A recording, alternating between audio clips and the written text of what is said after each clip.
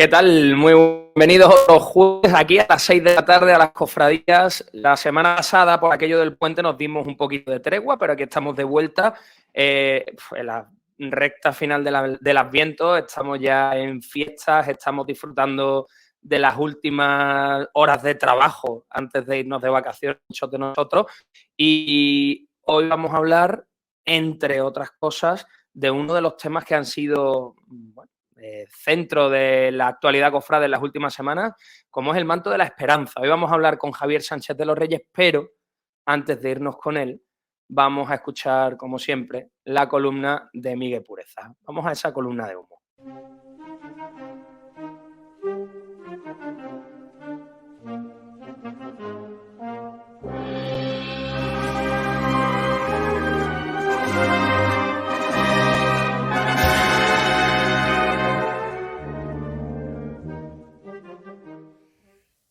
Hey, ¿qué pasa? Bienvenido a Columna de Humo. Mundo utópico. ¿Os imagináis qué nos da en Málaga por dejarnos de extraordinaria y por dejarnos de sacar las cosas un poco sin sentido? Y nos damos a la maravilla de hacer Vía Crucis en Cuaresma. ¿Os imagináis? Oye, es que estoy viendo que hay movimiento, ¿no? Pero imagináis que lo hacemos bien. Mundo utópico, ¿eh? Yo qué sé, tú imagínate tener una Cuaresma en Málaga con contenido. Una Cuaresma en Málaga que vaya más allá del fin de los traslados, de conciertos y de 4 chorradas más. Imaginároslo. Qué maravilla, ¿verdad? Que de repente que fuera así. Uy, pero ¿seremos capaces de hacer eso? No lo sé. Yo espero que las cofradías que están moviendo el tema, otras cofradías que hacían eso, pero que dejaron de hacerlo por X motivo, vuelvan al redil. ¿Quién sabe? Lo mismo descubrimos que en Málaga hay Cuaresma. En fin. Bueno, hasta la semana que viene. Villodres, ¿qué? Muy buenas, ¿qué tal? ¿Qué tal? ¿Cómo estás? Lo mismo, pero bendito en los ojos, que nunca coincidimos. Es verdad, porque no hemos coincidido. En los 12 programas de esta temporada no habíamos coincidido los dos, creo. O quizás en uno que me conecté y me salí, pues estaría de mudanza. Es el primer mano a mano que tenemos, que nada. Qué bonito. De volver a estar por aquí contigo y vamos a la entrevistita de hoy. Y hoy tenemos un invitado de los que nos va a contar muchas cosas chulas, seguro. Segurísimo. Lo presentamos ya del tirón, ¿no? Vamos con él. Vamos a darle. Porque, bueno, pues vamos allá. Javier Sánchez de los Reyes, muy buenas, ¿cómo estás? Hola, buenas. Pues nada, bien. Aquí en vuestra compañía, encantado. Bueno, a Javier lo tenemos por segunda vez en las cofradías. Estuvo en la primera temporada, un programa además súper chulo que hicimos con una entrevista con mucha profundidad con Jaime Moreno. Hoy están más por el tema actual, por lo que estamos viviendo, porque hace muy poquito se aprobó en el Cabildo del Archicofradía del Paso y la Esperanza que tu diseño iba a ser el que se ejecutara para un nuevo manto de procesión para la Virgen de la Esperanza, que eso yo es algo que no pensaba ver en mi vida, es decir, la Esperanza con un manto nuevo. El Cabildo, por tu parte, bueno, pues tuviste que presentarlo. ¿Cómo fue ese momento? Pues yo quiero entrar directamente ahí porque en la Basílica presentarle a los hermanos una cosa así, un proyecto que marca la historia de la hermandad, tiene que ser una responsabilidad gorda, ¿no? Pues sí, por doble partida. Primero porque, bueno, estábamos los dos, como sabes, había dos proyectos, ¿no? Entonces, estaba Fernando y yo estábamos, como yo le decía, digo, estamos en capilla, ¿no? Estábamos los dos ahí en las dependencias de la hermandad, ¿no? Y era como, claro, los nervios, porque tampoco era una decisión como a cara o cruz, entonces era una cosa un poco... era un poco, bueno, impactante, ¿no? Era un poco estresante, vamos a llamarlo así por sus nombres, ¿no? Y después, claro, la envergadura del proyecto, ¿no? Y sobre todo también a esto se le une el tiempo que cada uno, tanto Fernando como yo, llevábamos con el proyecto encima, digamos, ¿no? Gestionando, o desde que se nos comunica que hay que hacer el proyecto hasta que lo presentamos, ¿no? pues ese tiempo o sea, que han pasado creo que 1 año y medio, ¿no? Entonces, claro, era como la culminación a 1 año y medio de distintas fases de ese proceso, ¿no? Y era como un momento como muy crucial, ¿no? Entonces sí que es verdad que bueno, verás, yo intenté llevarlo lo mejor que podía, pero sí, era un momento con los nervios un poco en tensión y con un poquito de miedo escénico. Ese miedo escénico que te entra cuando te ves llegar a algo así como llegas a un sitio, ¿no? En el que ves que hay algo importante y que tú tienes que, no sé, demostrar, exponer o hablar o transmitir algo muy importante, pues te entra ese miedo escénico, ¿no? Y sí, lo tuvimos tanto Fernando como yo, voy a hablar por él, tanto Fernando como yo, al que le mando un saludo desde aquí, lo tuvimos. Sí, fue complicado, pero bueno, verás, se hace y ya está, forma parte del trabajo. Sin embargo, Javier, bueno, lo primero, enhorabuena y felicidades por esa Muchas elección del gracias. manto. La Esperanza no, digamos, no es una hermandad desconocida para ti, ¿no? Imagino que tú ya has trabajado para ello y sabías, pues, de la identidad artística y estética que tiene. ¿Has tenido que, digamos, volver a, ya la conocías, has tenido que volver a estudiar, digamos, la identidad de la hermandad en base a su patrimonio para esta realización del manto? La identidad de la hermandad no, porque las claves identitarias las conozco muy bien desde hace años, ¿no? Entonces eso en la hermandad como tal, no, quizá he tenido que estudiar un poco más, cosa que me ha encantado, tanto el manto del 31, el que se quemó en el 31, como el que tiene ahora, un poco menos, porque es como una especie de versión del 31, pero bueno, he tenido que estudiar el manto y el efecto en el trono. Ajá. ¿Sabes? El cómo conjuga manto y trono, sobre todo en este, claro, porque en el 331 ya desapareció. Eso sí lo he tenido que estudiar muy en profundidad. La escala, eso sí he tenido que estudiarlo muy en profundidad. Y ha sido un trabajo arduo. La cofradía no, porque ya te digo, la conozco bien, vamos, la conozco al dedillo desde hace tiempo y más o menos sabía lo que quería transmitir, más o menos. En estas cosas nunca está uno seguro 100%, ¿no? Pero más o menos quería transmitir. Entonces ya te digo, el efecto del manto, el efecto procesional del manto en el conjunto del trono de la esperanza es lo que he tenido que estudiar mucho. La propia óptica, ¿no? Por ejemplo, a la hora de diseñar un manto para un paso de palio, ¿no? Siempre sabe que va a tener un carácter casi frontal, ¿no? Digamos. En el caso de Málaga, entiendo que tenías que un poco jugar con la perspectiva de un espectador que vea a la Virgen de la Esperanza de espalda, ¿no? Que realmente no llegamos a ver el dibujo, lo que vemos es un poco ese lateral, esa caída, incluso el cierre de la cola, ¿no? Bueno, es que son muchos factores. Es que la dificultad consiste precisamente en esa multitud o en esos diversos puntos de vista. Por una parte está el punto de vista, como tú dices, de la caída y del lateral, ¿no? Que es por donde efectivamente más se ve la Virgen entre las barras de palio. Por una parte está esa perspectiva. Por otra parte está la perspectiva de la cola que reposa en el colero, que queda totalmente horizontal. También está esa perspectiva. Y por otra parte, que ya es para complicar el tema 100.000 veces más, la perspectiva frontal de la imagen. Tú imagínate que el manto se le pone, que no sé si será el caso, pero tú imagínate que el manto se le pone en un besamanos a la Virgen. Cierto. Pues yo no puedo poner una rosa que sea 2 veces la cara de la Virgen. Exacto. Que es muy fácil con esas escalas ponerla, ¿eh? Porque de hecho la puse cuando me di cuenta y hice cuenta, digo, un momento, pero si aquí hay hojas y flores que son el doble de la cara de la Virgen. Porque claro, me la había llevado de la escala de atrás, me la había llevado a la misma escala de adelante y eso no funciona. Entonces es muy complicado. Es muy complicado porque tú tienes que manejar varias escalas. Ajá. Por una parte, la frontal para no agobiar a la imagen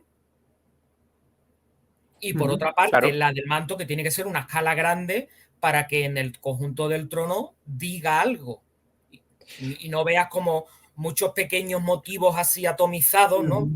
Muchos bordados pequeñitos, ¿no? En una extensión tan grande, sino que tú veas movimiento, veas unos vectores de fuerza que te van, como el trono. Tú, si te fijas en las esquinas del trono, tiene el movimiento muy acentuado, ¿no? Muy marcado.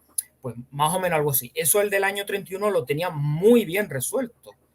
Muy bien resuelto. Pero es algo que seguimos viendo en muchos mantos antiguos de los años 40, 50 de Málaga, en los que las monjas con diseños muy rudimentarios en muchas ocasiones, y hablo de monjas porque eran la mayoría, los talleres que lo abordaban, tiraban con las mismas piezas y componían el manto de aquella manera, y efectivamente vemos como hay en besamano hojarascas que ocupan más que la saya completa, no te digo un bordado, sino la saya completa.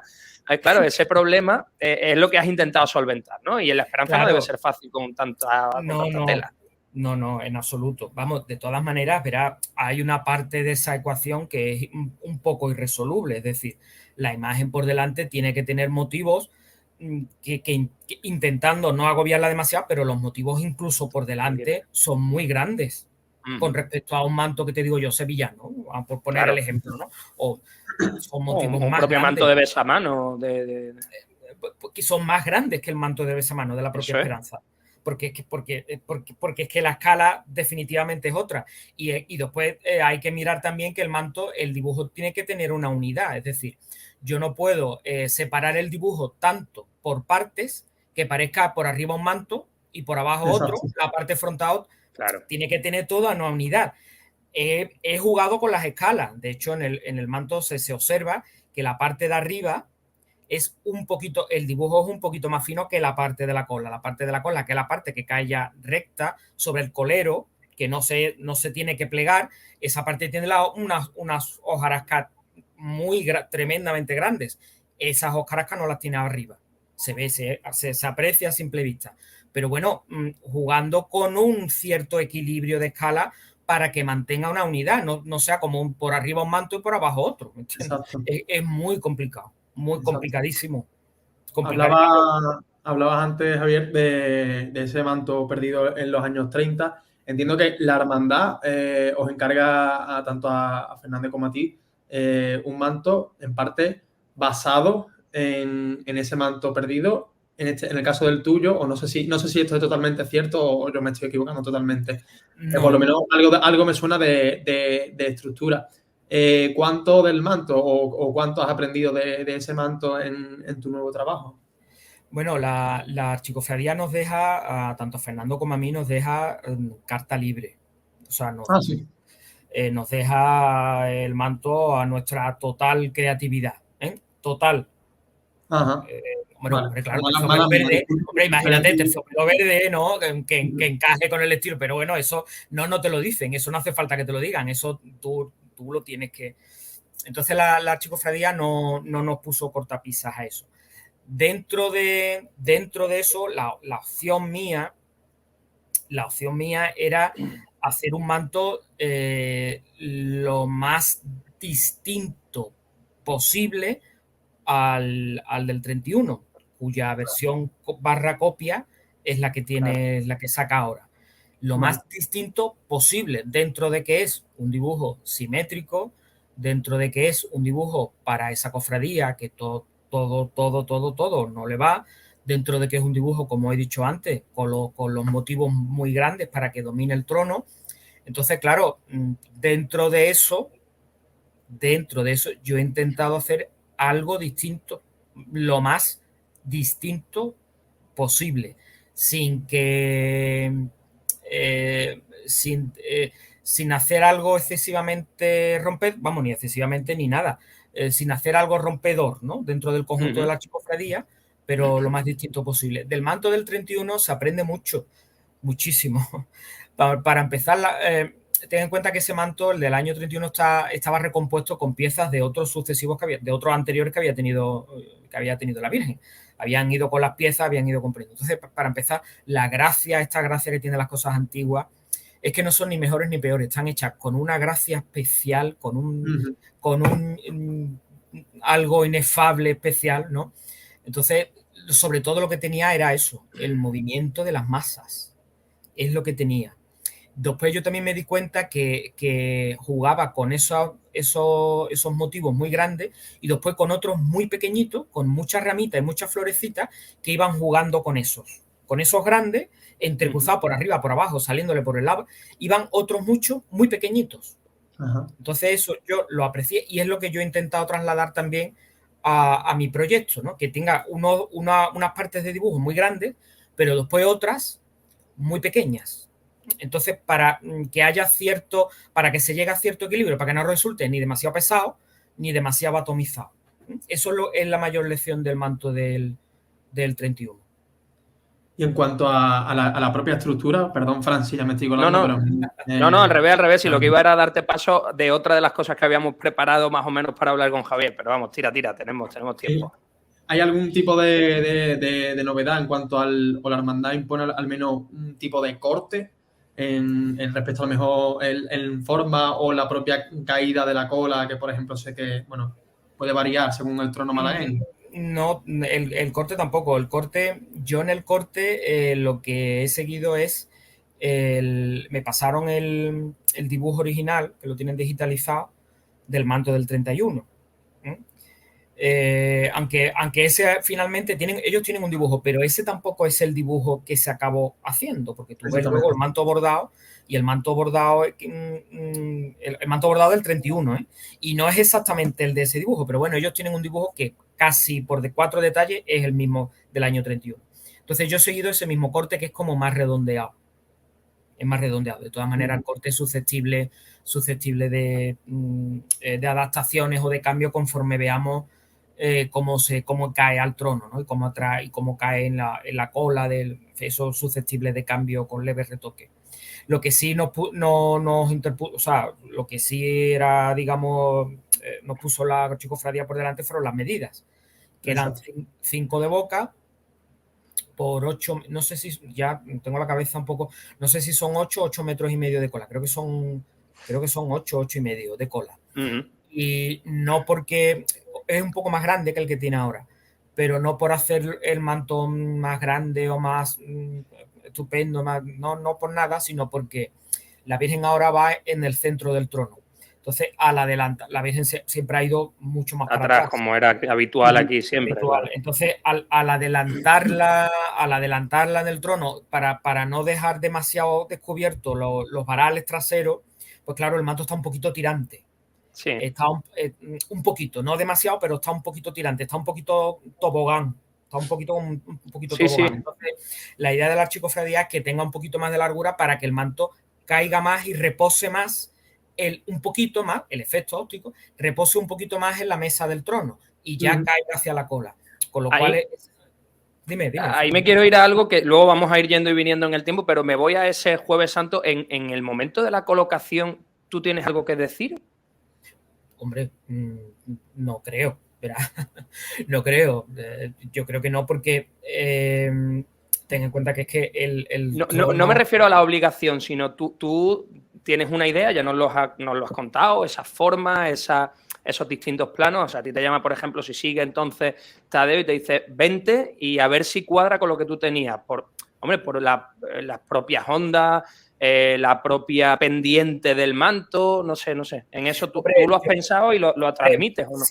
Si la Archicofradía me pide opinión, yo evidentemente la daré, vamos, y estaré allí, por supuesto, sin dudarlo, vamos. Si la Archicofradía me pide opinión, sí. En un principio no lo he pensado, no está tan pensado como para que una cosa caiga en un lado y otra en otra, simplemente para que el manto repose más y abra un poquito más por abajo, la caída, cuando llega el manto a la mesa del trono, que abra un poquito más. Y ya después ten en cuenta que es que vestir a la imagen la primera vez con ese manto, es que eso va a ser una... Entonces... una buena pelea. Efectivamente, es que dice, mira, tampoco voy a decir yo nada porque entonces ya voy a acabar ya con el cuadro. Entonces ya cuando se viste la imagen, que ojalá lo podamos ver lo antes posible y lo podamos ver con salud y con fuerza, pues es que la parte esencial va a ser vestir a la imagen con el manto. O sea, la prioridad va a ser que el manto quede como encastrado en la imagen. Ya luego lo demás yo creo que ya se irá luego puliendo. Ya irá cayendo por su propio peso. Claro. Pero el primer año, ten en cuenta que la Esperanza lleva el manto recogido a la cintura. Claro. Entonces, coger ese manto, plegarlo, hacerle como un cartucho Sí. y cogérselo a la cintura.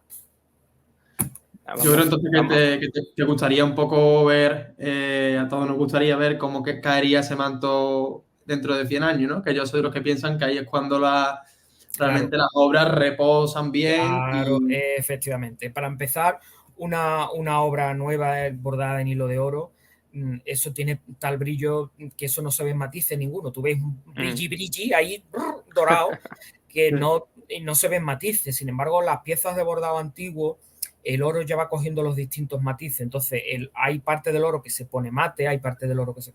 Y es cuando ya se ve el dibujo bien y el trabajo. Por ejemplo, os pongo un ejemplo, el manto de la aspiración. Un manto que ya tiene, el palio, ya tiene el oro ya tomado, tiene ya los años suficientes para que tú veas muy bien el trabajo. Los altos, los bajos, los mates, los brillos. Eso es con el tiempo. Cuando tú estrenas un manto recién estrenado, tú ves ahí como un amarillo chillón canario dorado y cuesta trabajo ver los matices, ¿no? Entonces, con el tiempo, evidentemente, se irá a su sitio. Todas las obras, todas. Las tallas doradas, igual. Hasta que un trono el dorado no se le reposa un poquito, no empiezas a ver tú las tallas. Cuando un trono sale recién dorado, tú ves una cosa ahí como eléctrica. Eso siempre pasa con estas cosas, ¿no? Es cierto, es cierto. Yo soy de los que piensa que le gustaría viajar un poco en el futuro para ver cómo envejecen las piezas. Todavía creo que no hay nada decidido en torno a la ejecución, pero te quería preguntar, Javier, si tú eres de esos artistas y en el caso de La Esperanza, si lo vas a hacer, de ejecutar un seguimiento a la ejecución de la obra, en el caso de La Esperanza, de estar ligado, digamos, a parir un poco ese manto y acompañar al manto hasta... Desde que ha salido desde tu estudio, imagino, hasta que se ponga encima de la Virgen de la Esperanza. Porque siempre se habla, perdón, Calle, de esa interpretación. Pues en orfebrería se habla mucho, ¿no? La interpretación del orfebre ha cambiado. En este caso, un proyecto como este, claro, la pregunta es la misma. Tú vas a estar para ver cómo interpreta el taller, que sea, que todavía no conocemos, la obra.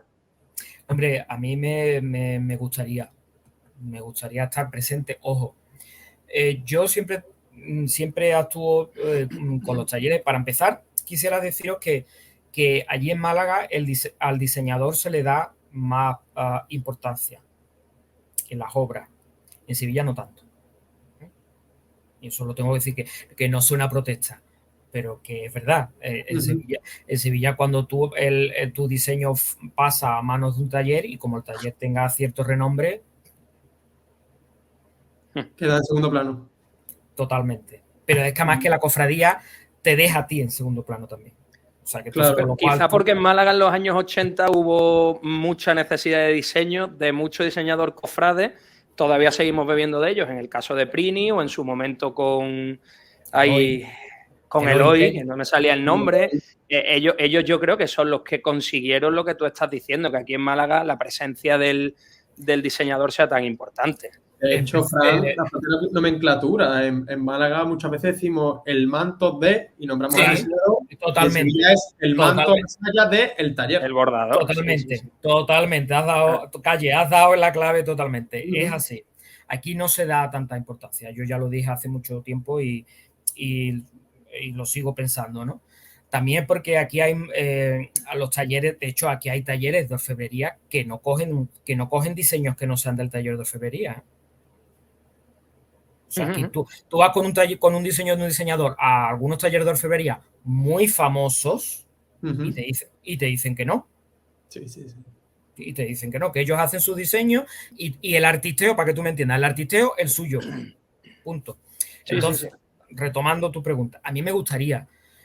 Yo, de todas maneras, cuando a mí se me da un poco de más libertad para estar presente, que te tengo que decir que en todos los casos, he hablado de Sevilla y parece que he hecho tabla rasa, pero que en todos los casos no es así. Hay hermandades que sí te dan tu sitio. Ojo, no quiero tampoco, hombre, ¿verdad? Porque es verdad.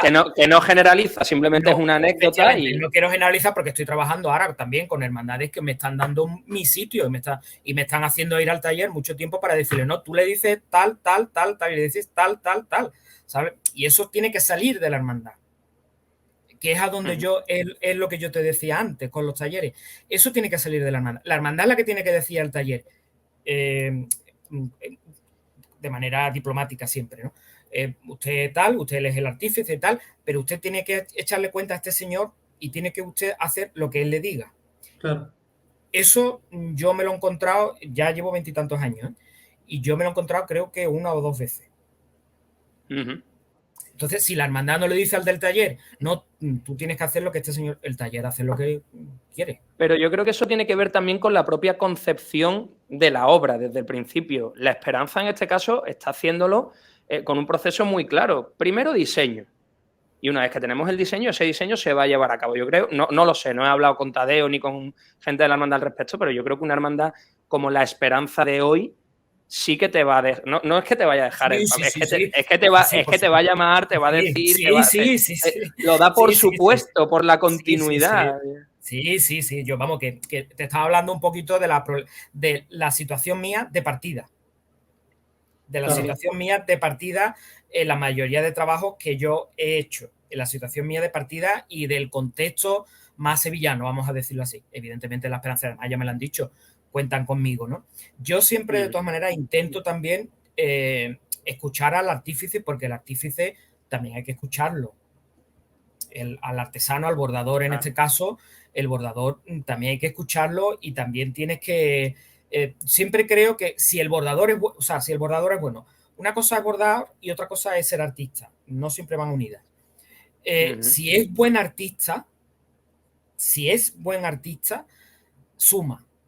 Entonces tú tienes que escuchar. Juan Morrero me decía que 4 ojos ven siempre más que 2. Y es verdad. Pero tienen que ser de buenos artistas. Claro. Si es un buen artista, tienes que darle su sitio. No puedes decir esto hazlo así, esto hazlo así, esto hazlo así, esto hazlo así, porque... Sobre todo porque si es solo bordador te va a dar una buena solución técnica, pero te puede destrozar el bordado. Si es buen artista, te va a dar una solución artística a un problema que pueda tener a la hora de realizarlo, ¿no? ¿Te refieres a eso? Claro, efectivamente. Y sobre todo porque tiene visión. ¿Sabes? Ve cosas, ve volúmenes, ve cosas. Entonces, también te puede aportar cosas. Después ten en cuenta, hay una cosa muy importante también en todas estas artesanías, en el bordado, la orfebrería y la talla, que todo lo que uno tiene en la cabeza no se puede hacer, ¿eh? Eso es. Por eso la solución técnica. No se puede hacer. Tú le dices, no, a esta voluta me la pones así, asado, que ahora salga por arriba y después se mete, pues te dice bordado. ¿Por qué? ¿Tú, Javier, contemplas los tipos de bordado, los diferentes estilos? ¿Aquí va hojilla, aquí va cartón? ¿O hay no? cosas, normalmente en mis dibujos viene muy claro. Yo lo hago se entiende, pero... Sí, yo lo hago porque me sale como natural. Yo cuando lo estoy haciendo no lo voy pensando. Pero lo que me dicen todos los orfebres es que se ve muy claro. Perdón, todos los orfebres, todos los bordadores. Todos los bordadores, sí. Es que en mis dibujos se ve muy clara la interpretación. Pero de todas maneras, claro, es que una cosa es un dibujo y otra cosa es el tanque del manto. Entonces, yo me imagino que en el manto tendrán que tirar de imaginación porque es que ya llegará un momento que es que ya no sabrán cómo me pasó a mí dibujando. Es que llegará un momento en que ya no van a saber cómo bordar cosas ya porque, claro, es que te satura. Es que llega un momento de... Entonces, bueno, pero yo confío en que entre lo que yo pueda aportar y si el bordador es buen artista, lo que pueda aportar el bordador, se llegue a un buen resultado, a un óptimo resultado. Yo en ese aspecto voy confiado. Qué bien. Calle. Nada, un poco era eso, porque hablaba muchas veces con un amigo, ¿no? que trabajaba en un taller de talla y muchas veces decía que aquí vienen muchos diseños fantásticos, ¿no? Un poco de que te traen cosas que luego tú, cuando se va el artista y os queda ahí el tallista y tú te miras y te dices, esto es inviable. Y luego se nota muchísimo que del papel a la realidad pasa lo que pasa. Es muy complicado y sí, yo estoy totalmente con Javier. O sea, yo, si particularmente estuviera bajo mi responsabilidad, sí me implicaría todo lo posible y cruzaría los dedos porque la otra persona fuera eso, buen artista y buen artesano, totalmente. Es que eso depende mucho. Es que claro. La elección siempre es complicada, ¿eh? Ojo, la elección de estas cosas siempre es complicada, y más en una pieza de semejantes características. Pero es que tiene que converger muchas cosas, el ser buen artista, el no solo ser buen artista, sino tener la humildad, tanto por tu parte como por la suya, de sentaros, hablaros, escuchar, llegar a soluciones cuando hagan falta, que es que tiene es su... mucho. Sí, tiene su guas. Yo por mi parte, verás, yo le echo toda la humildad que haga falta, ojo, yo no soy una persona, pero claro, se trata de llegar a un entendimiento, ¿no? Claro. Es complicado. Después, por otra parte, hablamos de que el artesano sea artista, pero evidentemente no tiene que ser artesano, es decir, tiene que tener técnica. Por eso. Y más en el bordado, una técnica pulcra, una técnica depurada, en fin, que son muchos sí. pero poco a poco se irán dando. Que luego un forro mal puesto te destroza todo. Totalmente, se te queda el manto. ¿Y cree que también un poco la elección entre un taller de bordado entre Málaga y Sevilla puede hacer que la concepción de un manto para la esperanza, digamos, al final dé un resultado diferente? Tal vez por el simple hecho de estar acostumbrado en las propias dimensiones, o eso que hablamos muchas veces de la caída, las perspectivas. ¿Creo que puede afectar realmente? ¿O hoy día ya con la globalización del arte cofrade ya eso está presente? Yo creo que más que depende de lo que te decía antes, del artesano en cuestión, que de dónde sea el artesano en cuestión. Yo creo que depende más del artesano en cuestión, porque hay artesanos en todos lados que no ven, tú ves las cosas suyas y ojo, que no le quito mérito, ¿no? Pero que ves que hay falta. Entonces yo creo que se trataría más que de donde sea, que sea un buen artista y por otra parte que tenga una capacidad de trabajo, ¿no? Porque evidentemente ese manto... Es que cerrar un taller 2 años prácticamente. Exactamente. Es cerrarlo solo y exclusivamente, tener a todo el personal del taller haciendo esto. 2 años o más. Bueno, yo me he ido 2 años o más. Y ahora tienes que, vamos a no sé, ¿no? No sé, por ejemplo, el manto de la Trinidad, que ha sido el más reciente, creo que se montó como por partes, no lo sé muy bien, ¿no? Pero si tú piensas en el largo del manto, los 8,5 metros, ¿quién tiene un taller de 8 metros? Bueno, de 8 metros, de más, porque tú tienes que pasar. Claro. Es que fíjate, tú tienes que tener un taller mínimo de 11 metros, 11 metros de largo. Exacto.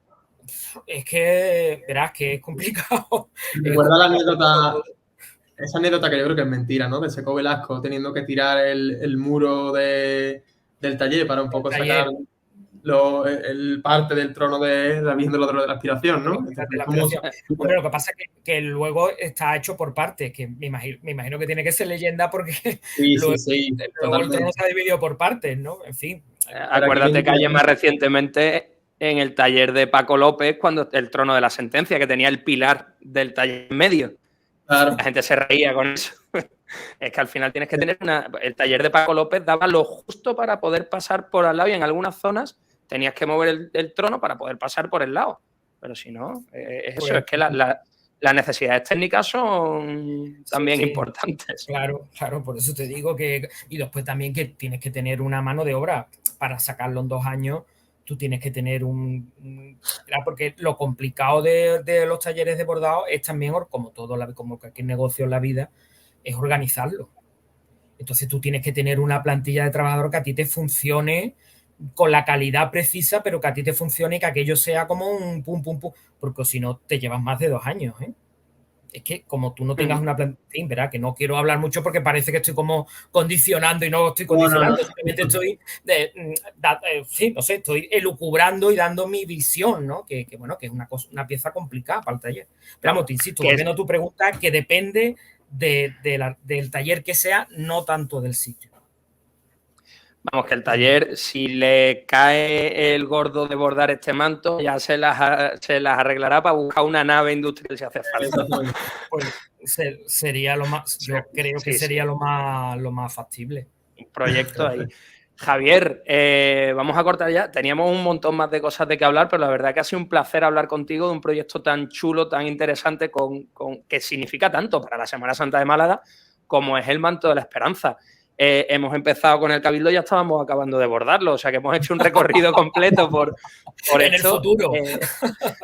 Y esperamos, bueno, pues si son 2, 3 años, lo que sea, pero que ese manto sea como está en tu cabeza, como lo has plasmado en el papel.